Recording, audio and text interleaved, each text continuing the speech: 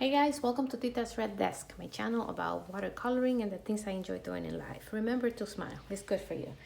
Today I am going to share something with you, an idea that I found in a book that I'm reading that I feel should be the book for every beginner watercolorist.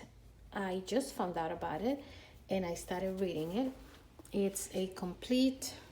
It's called The Complete Watercolorist Essential Notebook, which I'm going to flip through for you in another video. If I have time, I'll do it today as well. It's a thick video, but they have a crazy idea in there about palettes. I've always heard artists and people that have been doing watercolor for a while that their preferred surface for mixing colors is porcelain. I do not own a porcelain palette, and they're a little expensive. And also the palettes that bring them as part of them are even more expensive. In any case, in the book, they give you an idea of using a plate and something called caulking or caulk. So this is a caulking gun that you buy in Walmart for about $3 plus the actual caulk for $1 or $1 and change. It's called Painter's Acrylic Latex Caulk. This one is white because my plate is going to be white for mixing watercolors, obviously. So I had this in the toolbox, my husband's toolbox. I had used it to cover some spaces between my wall and the floor. My walls are white, so this is the reason why I had this, and it has some left. So I read the idea in the book, and I was like, let's give this a try. So yesterday I was in a store looking for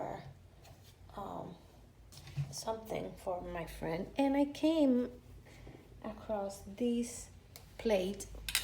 You will not believe this price. I paid 70 cents in the clearance aisle for this porcelain plate. I'm going to show you the back of it right now. I don't want to ruin this surprise. And my puppy's playing in the background, so sorry about the noise. Okay, so the idea of this video is to try and see if it's true what artists say about mixing surfaces for watercolor. It says, I have a delivery now. Somebody knocked on my door. So I have a plastic palette here by Holbein. I also have the Sennelier metal tin palette right here. And then I have my newly created porcelain 70 cents palette with caulking, and the spaces are not the exact size, which I think is good, but it wasn't measured. It was just done by hand by my husband, and I think it came out beautifully, or beautifully, yeah. Yeah, beautifully.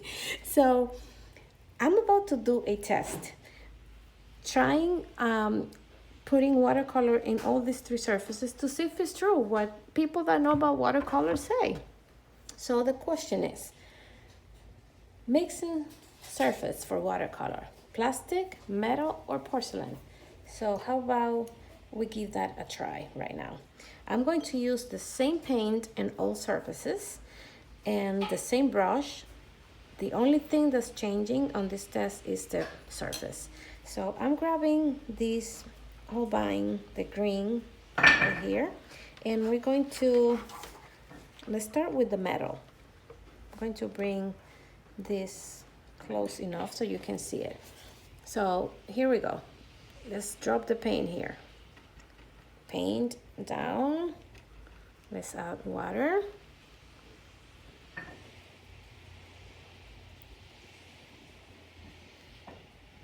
Okay, if you can see this, the paint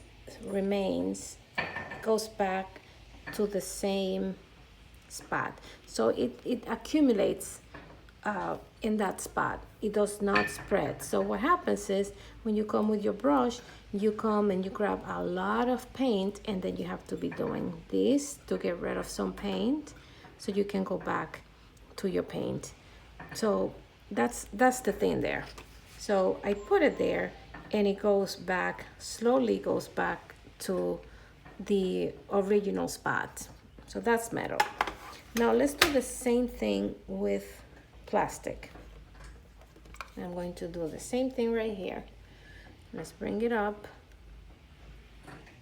Let's add more.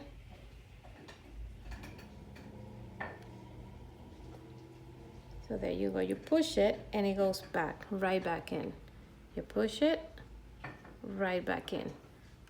Okay? Same thing. So now let's do that with porcelain. And let's do it here. I hope you can see the difference. You spread it, and it stays there, which means that you come with your brush and you grab the amount of paint that you need for the following stroke that you're doing. You don't have to be grabbing all the paint, because there's the thing. Here's the thing. You can come with just the tip, but that's not how you paint, right? You want the paint to go into the belly of the brush, but then you grab a lot, so you have to get rid of some of the excess here, or whatever technique you use for that. Same thing here. Like it pulls in one spot. It just pulls there. So see, it goes back to the original shape there. So it's not impossible. I'm not saying you cannot use it. You can use it. Everybody does use it. I've been using it since I started practicing watercolors. I don't say doing, because what I'm doing is practicing. I'm learning. But here, once you have spread the paint, you just come to the exact amount of paint that you want. Let's say you want more. Then you just have to pull it yourself there. So I think it's very, very convenient. I guess porcelain from now on, unless I'm outside and I'm taking one of my cute little field palettes like this, I mean, you can still work with it, but definitely the artists know what they're saying when they recommend porcelain, and when they only use porcelain for mixing watercolors. So there's my experiment. I hope it helps you decide what you need and what you want. Thank you so much for watching. God bless. Bye-bye.